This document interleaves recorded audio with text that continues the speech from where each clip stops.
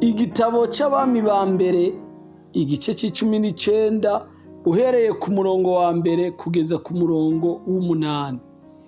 Eliya ahunga Yezebeli. Maze Ahabu adondera Yezebeli ivyo Eliya yakoze vyose, n'ingene yicishije inkota bakamenyi bose.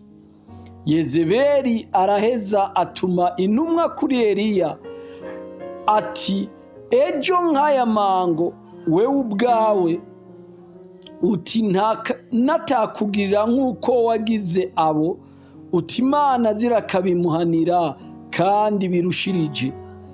Eliya aca ategwa n'ubwoba, akura hasi arahunga ngo akize amagara, aja i Berisheba h'i Buyuda, ahasiga umuntu wiwe.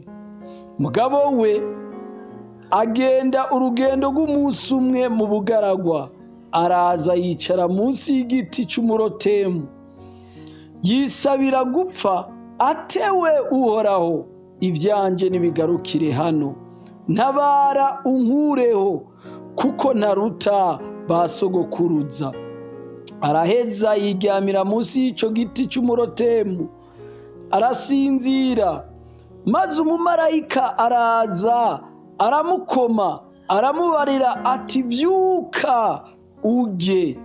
Akanuye abona umutsima ugeretse ku makara n'umukuza w'amazi biri haruguru y'umutwe wiwe, nuko aravyabira, ararya, aranywa, arongera ariryamira.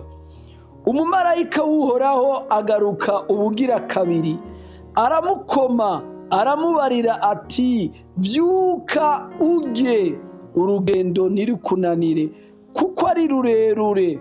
Nuko aravyuka, ararya, aranywa, izo ndya azigendera imisi 40 n'amajoro 40, ashika i Horebu ku musozi w'Imana.